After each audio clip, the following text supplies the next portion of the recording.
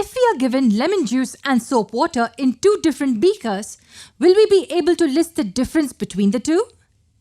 Perhaps the list will begin with the different colors, appearance, and so on. But these are just properties that we can see. Are these the only differences? There are more. Lemon juice tastes very sour. Soap water tastes slightly bitter. Please don't try to taste it. Just trust me, it tastes slightly bitter. Is this a major difference between the two? Yes, taste is an important parameter as it takes us to the chemical properties. Why does lemon juice taste sour? And why does soap water taste bitter? Any idea? The answer lies in their nature. Lemon juice is an acid while soap is a base. Do you know what an acid is and what a base is? Let's get to know these terms first and later get into their details. To begin with, we have acids. The moment we hear the term acid, something scary or something that would burn the surfaces is what pops up in our mind. Well, that's kind of true, because acids are known to create a burning effect of whatever comes in contact with them. They can erode the surfaces or burn the skin when they come in contact with it. That's how acids are. The term acid comes from the Latin word acidus, which means sour. Yes, so are all acids sour to taste? Yes, they are. The intensity of sourness may vary in different acids, but the overall taste of acids is always sour. The best examples of substances that contain acids include citrus fruits like orange, lemon, lime, and grapes. Now let's talk about the soap water.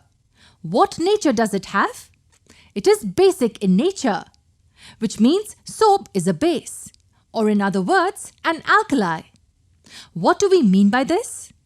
For now, all we need to know is that the mild bitter tasting compound is called a base. Bases, when added to water, give foam and feel soapy when touched. Bases are exactly opposite to acids.